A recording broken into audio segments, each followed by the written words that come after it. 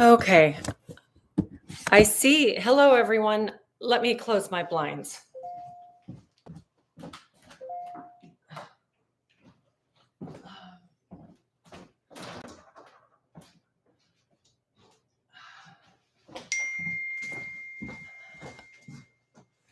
Okay, I'm sorry about that. I cannot get rid of the glare. Oh, that's even worse. All right, let me try this. I was having difficulty getting on again, but okay, hopefully you all can see me and hear me now. Today is going to be very informal. Can you tell it's been a rough day? It has been. But here I am, and you can't see how really awful my kitchen was even 10 minutes ago, but I got it. I have construction and blown in insulation getting done today, and my house is kind of a wreck. Okay, but I wanted to talk today about a couple of things pertaining to, oh, my messy hair. This is the real me. No filters and no pretense. This is me on a busy day. I spent the whole morning running, taking care of errands, and came back to just a mess. Hopefully, by the time I come back from my next little trip, everything will be done and cleaned up. But in the meantime, I'm just going to deal with it. So I'm really glad to see that I have a few people on. Thank you. And I hope you guys don't mind that I am really informal today. But you get to see the real me, and that's okay. And before I dig into today's content, I want to talk or to show you something. Gift ideas. Erin has put together a holiday gift guide. It's available on our Instagram, I think Facebook, and our website. And I'm just going to check because she may be messaging me right now. Okay, I got it. I had forgotten that I have to use Google Chrome, not Safari, and then I couldn't figure it out. Anyway, we're here, but a few minutes late, and Erin was giving me instructions. Thank you, dear. Anyway, with the holiday gift guide, that it is on the blog, and there's a link in the video description. Definitely check it out because some of our supporters and fans have put out some really good deals. And if you use our links, you get discounts and all of that stuff, which is always good, right? But one of those companies on our gift guide is, all of them are favorites, I have to say. Each one is a favorite for different reasons in different categories. But when it comes to clothing, this Real Me deal here today is wearing Dirt and Devotion's t-shirt, which says, "The harvest is plentiful." I don't usually wear sweatshirts, but I saw this last year at a Homesteaders of America event, and I said, I've got to have that because I'm a gardener, and you know, it's everything important. So here we are. But look, I have it in t-shirt too. And I also have it on another sweatshirt, just a little bit different. And I've bought a whole bunch of t-shirts and a couple of sweatshirts as gifts, both last year and this year, for my family. And everybody loves them. They have really beautiful and very high quality materials. They use high quality cotton. I want to say organic cotton. I know that at least some of it is organic cotton.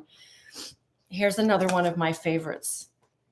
And I won't wear it around Erin because we like to be individuals. We don't like to be mini-me's. And she loves this shirt too. Got weeds? I love this. It's so cool. I haven't worn it yet. I'm not giving it as a gift. It's mine. But I have given quite a few of their shirts and sweatshirts as gifts, and they have aprons, and we're going to have them do an apron for us. It's not available yet, but check out dirtanddevotion.com.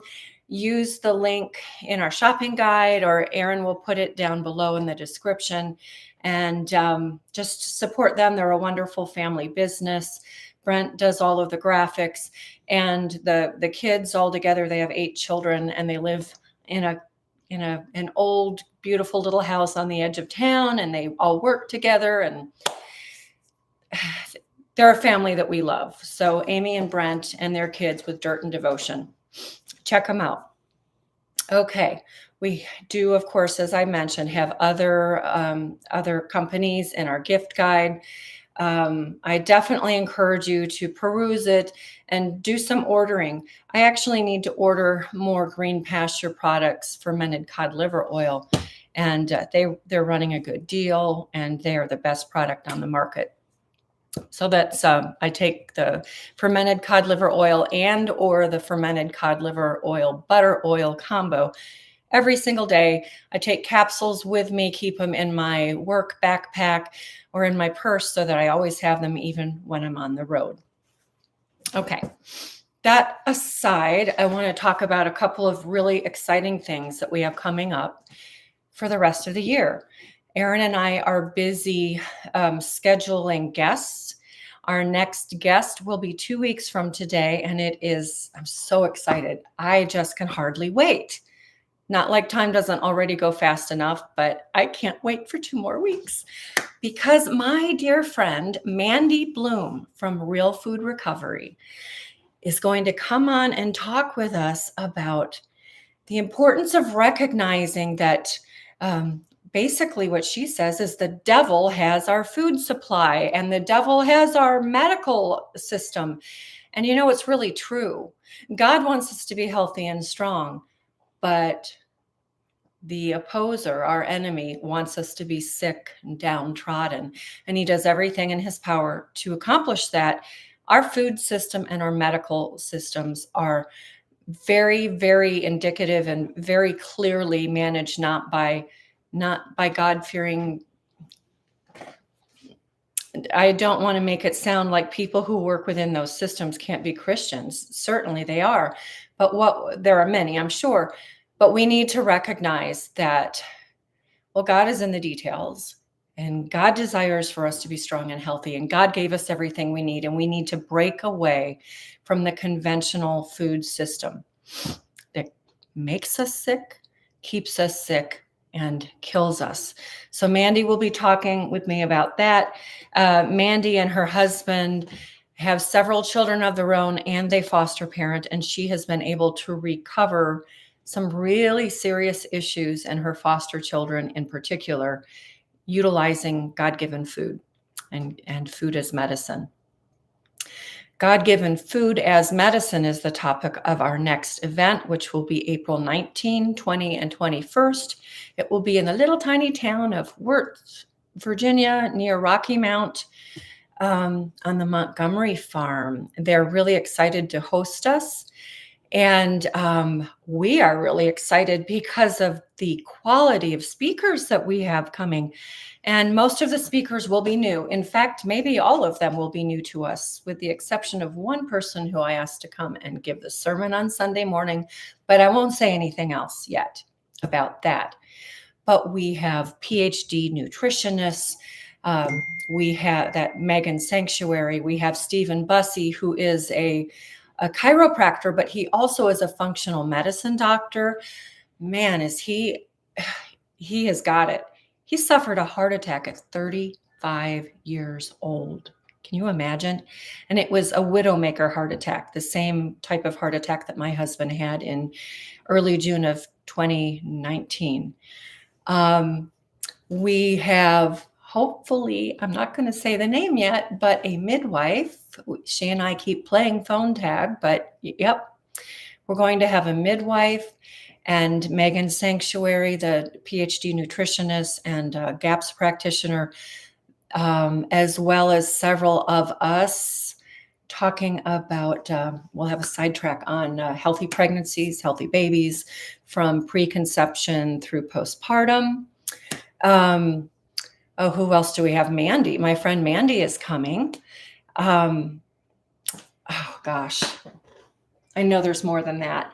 Anyway, it's very exciting. It's coming together beautifully. So Friday, the 19th of April, we will focus on God-given food and prevention as prevention and prevention generally.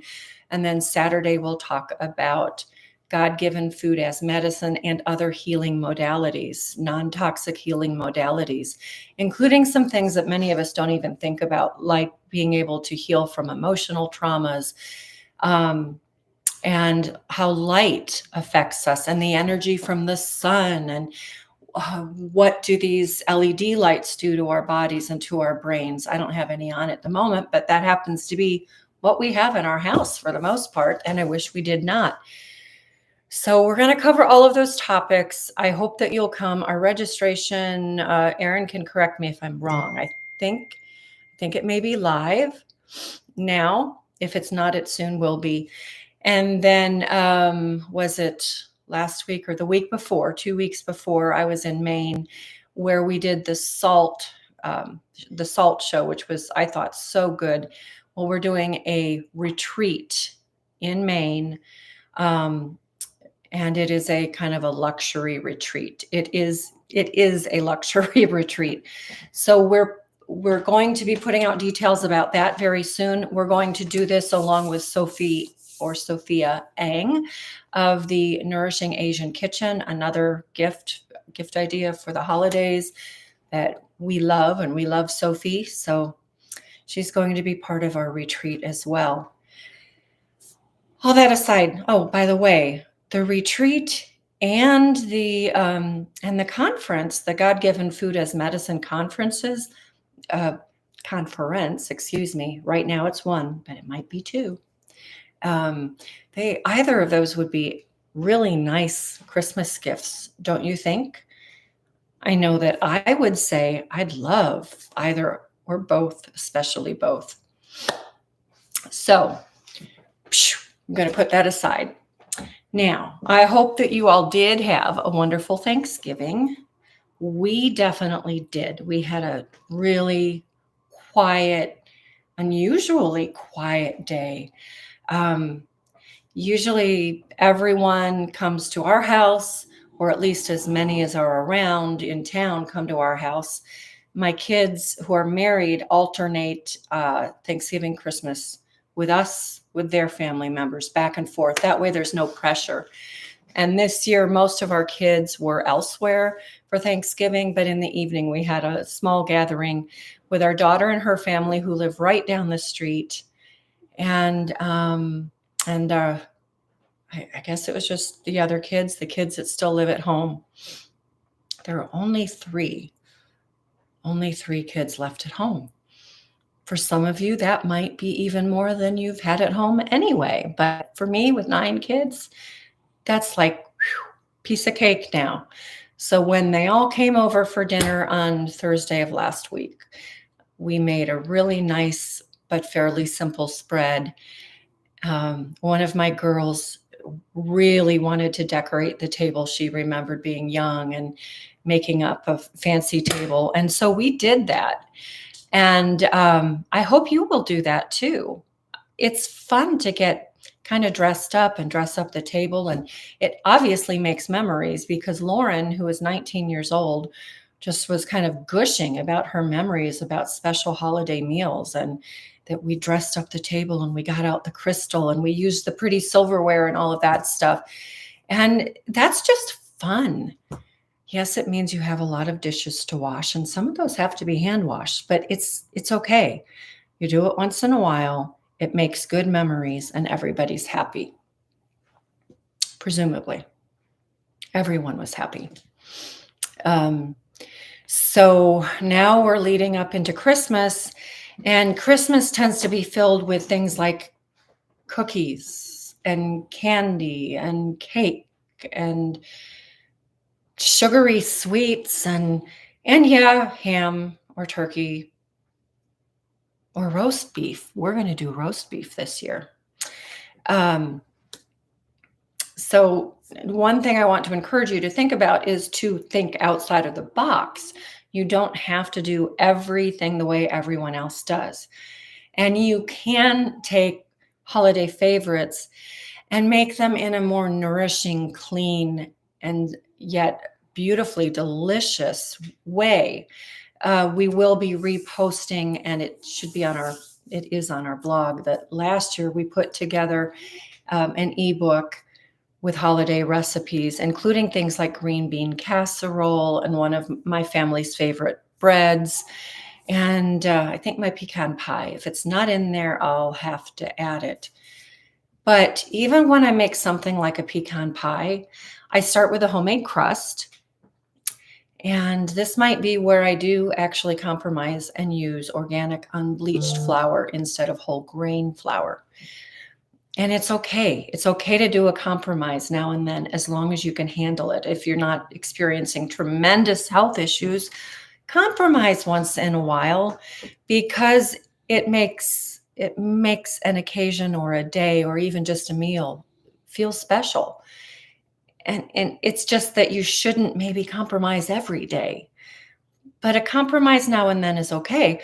And homemade pie crust is my compromise. I use it. I make it with unbleached flour instead of whole grain. Not to say that I haven't done whole grain, but I decided several years ago that if it's a treat, let it be a treat. I want my family to love it, not just go, oh, you had to make it with fresh ground flour. Okay, I don't do pie crust with whole grain flour. I use unbleached flour, and I use real butter, and I use a tiny bit of apple cider vinegar for crispness. But I do that, and then instead of Karo syrup, I use maple syrup. I'm going to show you my current maple syrup. I have two. This McCormick Family Farms, they make maple syrup, and they do not treat the trees with formaldehyde, which is the practice in maple syrup production. Almost everybody does it. But for someone who's managing their land properly the way God intended, they're not going to inject the trees with formaldehyde to keep the sap flowing, which also shortens the life of the tree, and you get some formaldehyde in your end product. The McCormick Family Farms does not do that. So here you go. They're in Virginia. But I was at Costco the other day. I buy most of our food locally. I want to say that first. And I believe that we need to do that. We need to vote for clean food and healthy food with our grocery budget. So, for instance, we just got in half of a pig from a family farm just up in Pennsylvania, near to where we used to live. I've got beef in the freezer from, I think, the same family or someone else. I've got my own chickens for eggs, and I get eggs, the rest that I need, from my daughter. Or like today, I was out, so I ran to the farm stand. They sell local pastured eggs. Not necessarily doing everything the way I would do, but that's okay. So most of my dollars go locally, but I do go to Costco. I feed a lot of people every week, even though it's only 3 kids at home, and 2 of those are half the time, at least, not here. We have family and friends over every week, sometimes 2 or 3 times a week. I can't afford to buy the most expensive local food to feed crowds, so I go to Costco. I do. And when I was at Costco the other day, I found this maple syrup. It is select quality Crown maple syrup. Supposedly, it says organic, so there shouldn't be formaldehyde there. And this one is aged in bourbon barrels, so it picks up that oaky, bourbony flavor. That's why I bought it, because that's such a nice flavor. You don't have to have actual bourbon to have the flavor. I will take maple syrup, though, for pecan pie, and I will slowly simmer it down to about 2/3 of its original volume. And I use that instead of Karo syrup. And I use a little maple sugar as well. And then in my pecan pie, I add a little bourbon and I'm talking a little. It's just flavor. It's not anything that's gonna, and it gets baked anyway. So there's no problem whatsoever with the alcohol content. It's just this really lovely mellow flavor. You can forego it if you don't want it. I used to go into the liquor store in Pennsylvania to buy like my bourbon for my pecan pie or a couple of other things, and I'd feel so guilty. I'd go to the cash register and say something like, I'm making pie this week and I need this for the pie, or I'm making tinctures like I did this week. I made tinctures. And I have stopped doing that. It's okay. We can have stuff like that. We just are not supposed to be sitting around drinking and getting drunk. I use that kind of thing a lot in my baking and cooking. I use brandy, I use sherry, I use wine, and I use bourbon. And the thing that we're going to do together today that is a real traditional holiday favorite is eggnog. And for that, traditionally, it does have a little rum or bourbon or brandy. My favorite thing to use, and again, it's a small amount for flavor, is Kraken spiced rum. It's black spiced rum. So I use just a little bit of this, and it gives this really nice mellow flavor to the eggnog. If you're really opposed to it, just don't use it. But I give this to the whole family. Now, I only use a very little bit, but I use it. Sometimes I do use bourbon. What else have I used? Brandy. I guess that's the only other thing. Bourbon, brandy, or rum. But this is my favorite, and we're going to make a nice mellow eggnog, and I'm going to show you just how easy it is to do homemade eggnog. I have to tell you, I absolutely detest store-bought eggnog. I have never tried a store-bought eggnog that I even remotely liked. I think they just taste gross. And it's probably that fake, that artificial rum flavor. I can always taste that, but there's something else about it. Sometimes it's just too sickening sweet, and I don't like sickening sweet. But whatever it is, I really cannot stand store-bought eggnog at all, ever, never have. So I'm going to show you how simple it is to make a nice eggnog, and it's actually going to be good for you also. So I'm going to start, just going to make 2 cups worth. I'm going to start with my raw milk. If you can get raw milk, this comes from Wadle's Dairy in Scotland or near Chambersburg, Pennsylvania. We get milk from them quite often. I'm going to start with 1.5 cups. Now, if I can just read this, because I'm going to actually do 2 cups of dairy. You can do this with coconut milk, by the way. I've done that for people who can't have dairy, although usually with the raw milk, you're fine. So is there a difference between the 2 brands, Captain Morgan's or Kraken? I just like the flavor of Kraken a lot more. I've tried both, but I definitely prefer the taste of the Kraken. So, oh, good. I'm looking to see if there's anything I need to. Oh yeah, barefoot microgreens. It would be good to add them to our gift guide. We'll look into that. Okay, so I've got 1.5 cups of raw whole milk, nice and cold. And then I'm going to use cream from a local dairy. This is A2 protein cream, and it's Homestead Creamery, which is located here in Virginia. And with raw milk, you can add heavy cream to get that thick creaminess. And you can vary the amount or the ratio of raw milk to cream. It's whatever you like. And in all honesty, I often just use straight half and half, like organic half and half. When I'm doing a crowd and it's not just my family, I will often just use straight half and half. So today, however, I'm doing the cream. And here is the general ratio. Now I did have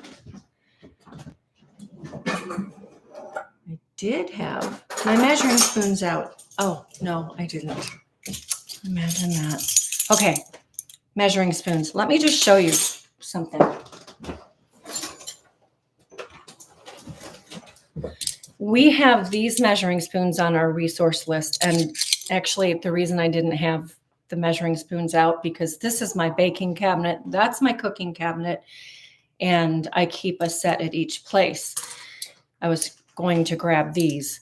I really like these. There is, of course, a link. It's an Amazon affiliate link. But when I saw these, I bought them and I'm really happy with them. And this is why. Every spoon, first of all, is magnetic. So it's so easy to keep them together. They're not a mess in the drawer. But the other thing is that they have a narrow measure to reach down into jars, and they have the traditional round measure. So today I'm going to pull out, my 1 teaspoon. That says 1 and that says 1/2. I think it's supposed to be 1 1/2. That is really weird because this is definitely bigger than this. Oh, well. I'm going to use the 1 teaspoon then. Okay. So the first thing I'm going to add is my vanilla. Now, this is homemade vanilla extract. My favorite vanilla supplier is Vanilla. I think we have a link for that also on our resource page. I make double strength vanilla. I make it usually in vodka, or this happens to be grain alcohol because I could get it.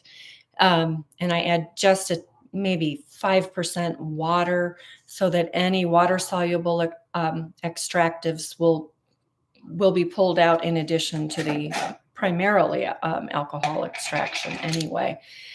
You can use glycerin, but unless you have an alcoholic in the house who's I can't handle that much vanilla, and I love vanilla. So most people, nobody I know, is going to drink your vanilla extract. I use 1 teaspoon of vanilla extract per cup because I like vanilla. Of course, this being double strength vanilla, I could have actually only used 1, but I make double strength because I love vanilla. So there we go. So 1 teaspoon per cup of vanilla extract. And of course, it does not have to be homemade. I find it more economical and far more economical. And I can control the concentration by making it myself. The next thing I do is 1 teaspoon each of ground nutmeg. Just a simple little ground nutmeg. There we go. All right. Now we're going to want to sweeten it, right? Well, here's where you have choices.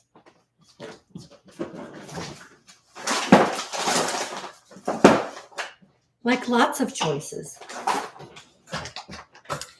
My first choice, especially when I'm preparing this for other people, is always going to be maple syrup. And today I'm going to use this maple syrup. I'm going to open it for the very first time.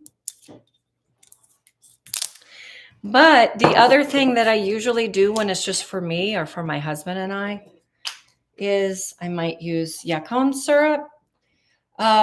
This is really my favorite sweetener, but I'm having trouble finding the brand that I used to get. It has been unavailable for about a year.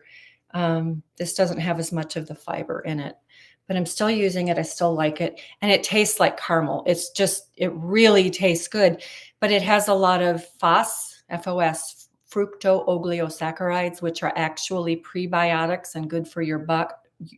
It's not good for your butt or your buck. It is good for your gut, though.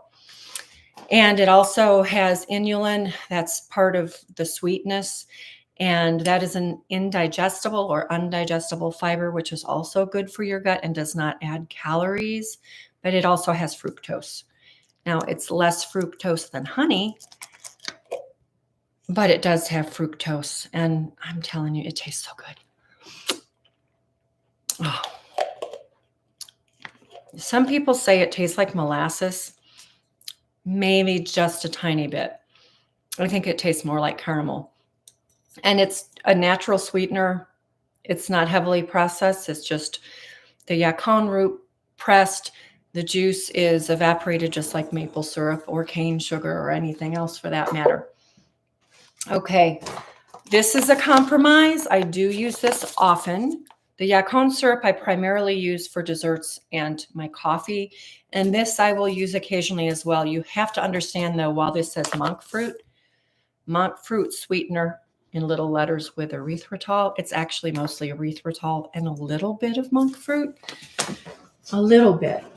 I also, though, I'm in the habit of using pure monk fruit. This is just monk fruit powder. But I mix the two together. That way you're not getting a spike in blood sugar. You're getting some sweetness, and it's a pleasant sweetness. It's not as good as maple syrup or yacon syrup, but you get a nice sweetness. And so for those of us who have to watch how much sugar we put into our bodies for whatever reason, this is acceptable. The other sweetener that I use a lot, and you can use this for any of your baking, is panela.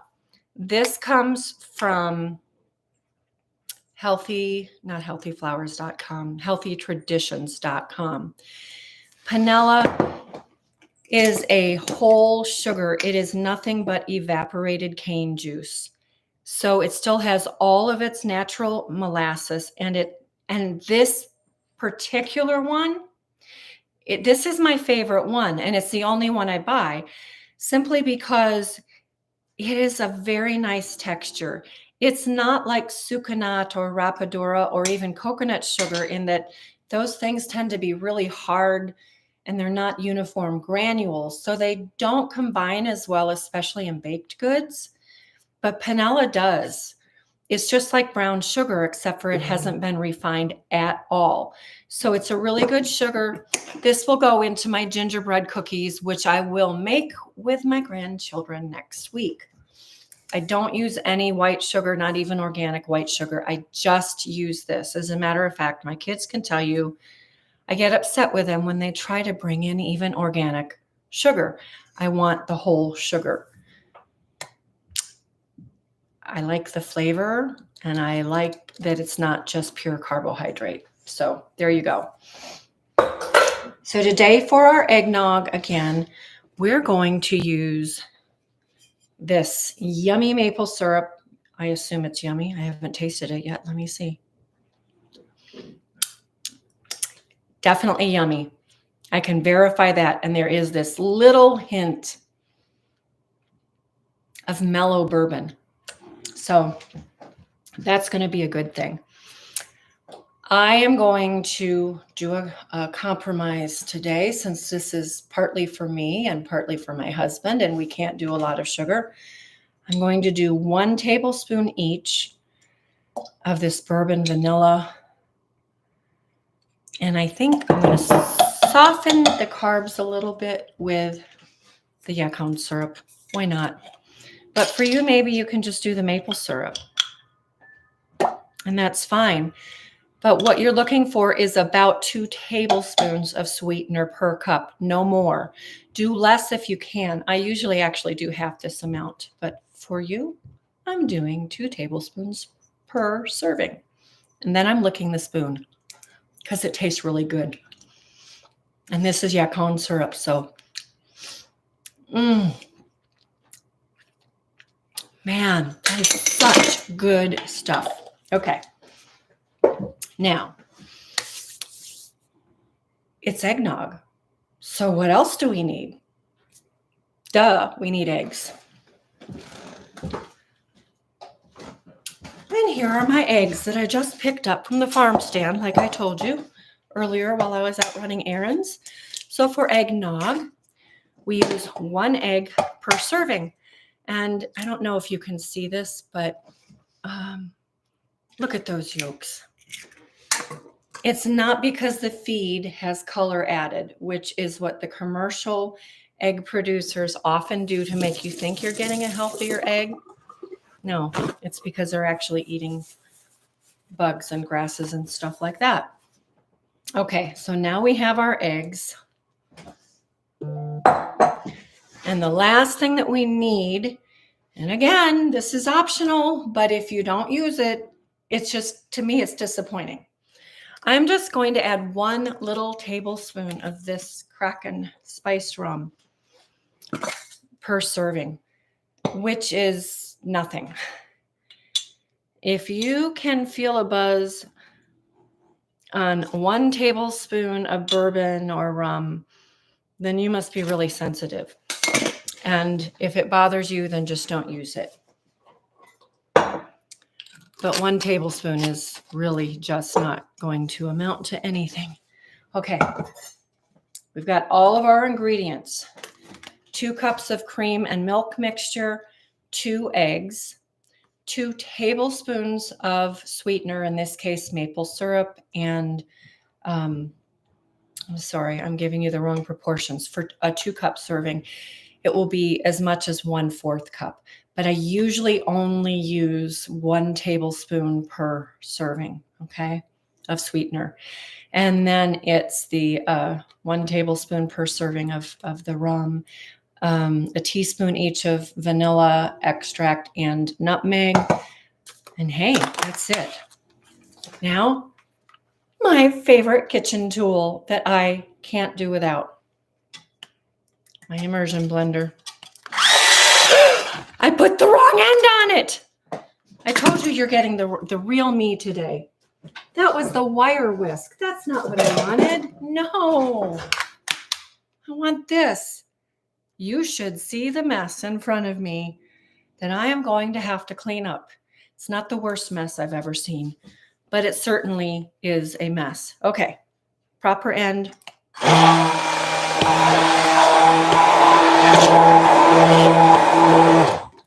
There we go. That's it. That's it. I have eggnog. And eggnog that's so good, you can just drink it right from the pitcher.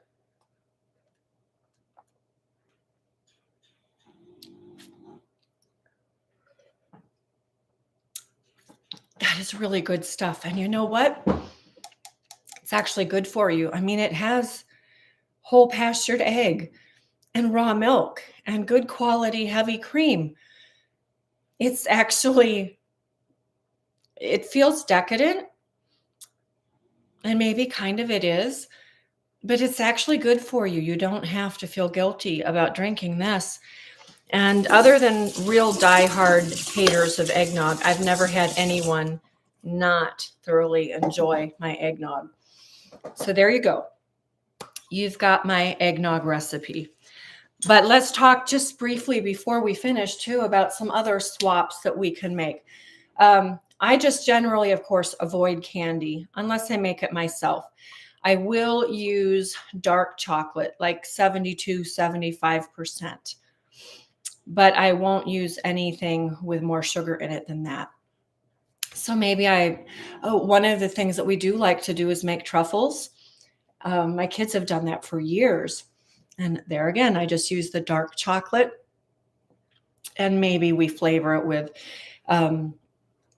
again, a little spiced rum or something like that, or a Cointreau or something. You're using like a teaspoon for a batch. It's very little, but it gives a nice flavor. So truffles, you can make them yourself. It's so easy. And use the whole sugar instead of the refined stuff. Whole flour where you can, but again, you can compromise and use white flour sometimes for things like pie crust. It's okay, but please choose organic. We have a recipe for homemade green bean casserole. Green bean casserole made from canned green beans and the yucky fried onions from Del Monte or whomever. Those things are, to me, just gross. Maybe you like them, and I don't mean to be insulting, But if you read the label, the onions are fried in soybean oil or canola oil. It's yuck. And the green beans are not good. They're mush when they come from a can. So try our green bean casserole recipe with fresh green beans. And I like to toss some mushrooms in there with the green beans. And of course, start with a homemade base cream of mushroom soup that is super easy to make, just using chicken stock and mushrooms and butter or ghee. So just again, for any recipe you're going to use that is a traditional holiday favorite, just substitute an organic and whole component instead of the conventional, overprocessed, devoid of nutrition, and high in calorie and yuck factor. Swap them out. I've swapped out, I can't think of anything that didn't really work. Sometimes you have to play with it a little bit. If I put up a recipe, I've almost always just played with it to the point, I do admit to putting one recipe out there where I forgot to add a very key component. So I'm sorry about that. It was an oversight. But generally, not generally, across the board, if I give you a recipe, it's something I've created or figured out, and then I'm actually doing myself, so I know it works. If you have any questions about how to swap out any ingredients or how to make something better, please ask. I am very happy to answer questions. I'm going to take a peek to see if there is, let's see. Oh, Mallory and Barefoot Microgreens are on our list. And yes, we love Mallory.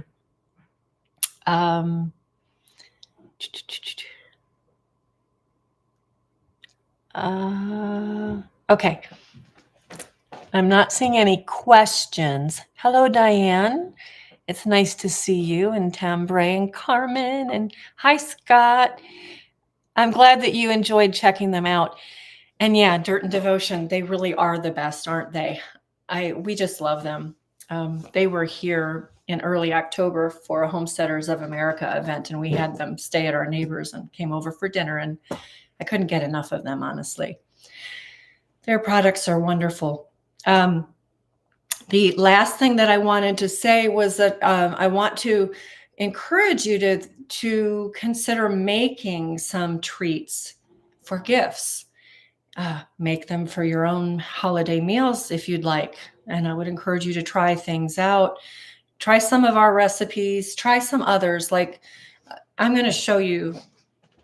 I don't have my Nourishing Asian cookbook yet, but besides Nourishing Traditions, I can't lift all of these physically right now, but here, great ideas for people who want to learn how to cook, need to learn about health and nutrition and cooking. Here we go, but also Nourishing Asian Kitchen. My copies have been on order for several months and they haven't arrived yet. And then the other is the Bordeaux Kitchen. I'll pick that one up too. I've done reviews, I think, of all of these, and they're on our resource page. So good gift ideas. But when you look through these books, you can get ideas for things that you can make as gifts. So as chapter leaders of the Weston A. Price Foundation this week, we've been talking about making, what can we make as gifts for holidays? And we're all throwing out all of these ideas. But I make quarts of eggnog and give it as a gift. I make my oatmeal chocolate chip cookies and give them as a gift. I make my breads and give them as a gift. We do, as I said, the truffles and give them as a gift. I do the homemade vanilla extract and give it as a gift. There are so many things you can do that don't take a lot of time. Some things like bread take more time, but you don't have to take a lot of time to also just make sweet gifts that your family and friends will really appreciate. So give it a try, but use good, clean, whoa, there went my McCormick's. Use good, clean ingredients, and just know you don't need to have the Karo syrup, the refined flour, the white sugar, the processed anything. You can make anything you want to make from scratch. Check out our recipes and check out some of these cookbooks. I really hope that I'll have mine done in the next few months so that you can have more of my own recipes. But there's no reason to eat bad food for the holidays just because something is a traditional food. You can make a cake from scratch if you want to do bûche de Noël, and you can make anything that you want with better ingredients, a good solid recipe, maybe a little playing around, but you can do anything you want and you can do it better. I guarantee it better than what you're used to. So that is it. And I'm happy to share my recipes. Thank you. Oh yeah, the Baldwin sisters from the Waltons. I think about them a lot. I think about, their recipe, which I think might have been elderberry wine, but I'm not sure. But I think about that often, and we're going to watch the Waltons Christmas, the homecoming, next weekend. Maybe I'll figure out a little bit more then about that recipe from the Baldwin sisters. So have a good week. Next week, when you come back, Erin and I are torn between two ideas.